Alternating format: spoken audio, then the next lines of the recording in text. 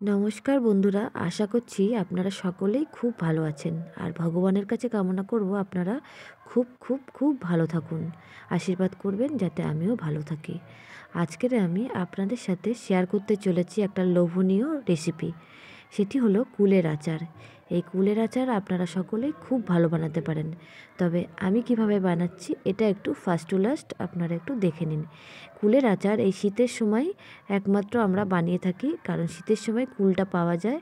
তাই আমি এই শীতের সময় কুলটা আপনাদের সঙ্গে শেয়ার করছি, কুলের আচারটা।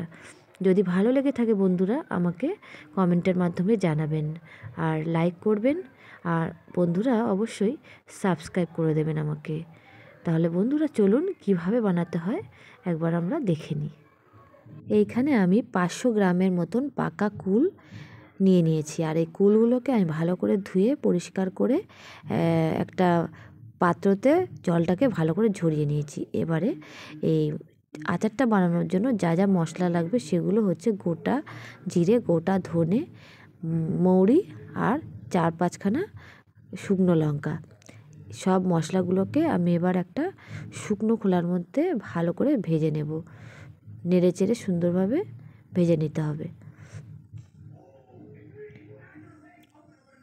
মশলাগুলোকে আমি সব দিয়ে দিলাম তাওয়াটার মধ্যে। তাওয়াটা গরম হলে তারপরে দিতে হবে। এই সময় কিন্তু গ্যাসের ফ্লেমটা মিডিয়ামের থেকে একটু কমে রাখতে হবে, রেখে ভালো করে নেড়ে চেড়ে নিতে হবে। একটু সময় ধরেই ভাজাটা করতে হবে। এবারে সব মশলাগুলোকে আমি একটা শিলের মধ্যে সুন্দরভাবে মশলাটাকে তৈরি করে নিচ্ছি বেটে।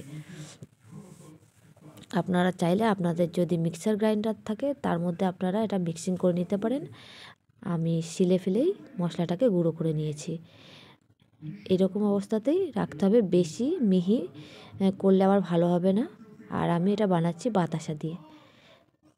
এখানে আমি বাতাসা দিয়েই এই কুলের আচারটা বানাবো। বাতাসাটার মধ্যে এবার আমি একটু অল্প পরিমাণে জল দিয়ে দেবো, না হলে বাতাসাগুলো গলতে সময় লাগবে। বাতাসাগুলো যখন ভালো করে ফুটে উঠবে, ঘন মতন হয়ে যাবে, একটা তার তৈরি হবে, তখন আমি এর মধ্যে কুলগুলোকে দিয়ে দিলাম। কুলগুলোকে ভালো করে ফুটিয়ে নিতে হবে, সেদ্ধ করে নিতে হবে। তার আগে এর মধ্যে দিয়ে দিচ্ছি পরিমাণ মতন নুন। এখানে আমি প্রায় 1.5 চামচের মতন নুন দিলাম। নুনটা দিয়ে ভালো করে কুলের সাথে নেড়ে নিলাম।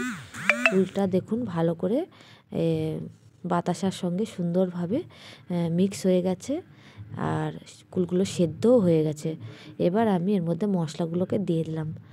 মশলাগুলোকে দিয়ে ভালোভাবে এই কুলের সাথে নেড়ে চেড়ে নিতে হবে। প্রায় 100-এর মধ্যে 90% আমাদের কুলের আচার রেডি। দেখুন কত সুন্দর একটা ঘন থিকনেস একটা পজিশানে চলে এসছে কুলের আচারটা। এবার আমরা এই কুলের আচারটাকে একটা পাত্রের মধ্যে নামিয়ে নিচ্ছি। এইভাবেই আপনারা কুলের আচারটা বাড়িতে বানিয়ে নেবেন। এরকম একটা প্লেটের মধ্যে আমি কিছুটা আচার আপনাদেরকে দেখিয়ে দিচ্ছি কতটা সুন্দর হয়েছে আচারটা দেখতে। দেখলেই যেন জিভে জল এসে যায়। কুলের আচার আমরা আগে স্কুলে গিয়ে খেতাম, বাড়িতে আমরা এইভাবে বানিয়ে খেলে আমাদের ভীষণ ভালো লাগবে, আর সবসময় আমরা খেতে পারবো নিয়ে। গরম অবস্থাতে কিন্তু বন্ধুরা আচারটা একটু পাতলা থাকবে, যখন ঠান্ডা হয়ে যাবে তখন কিন্তু আচারটা জমে যাবে আস্তে আস্তে, আর খেতেও দারুণ লাগবে। যদি ভালো লেগে থাকে বন্ধুরা আমাকে লাইক, শেয়ার এবং কমেন্টের মাধ্যমে জানাবেন।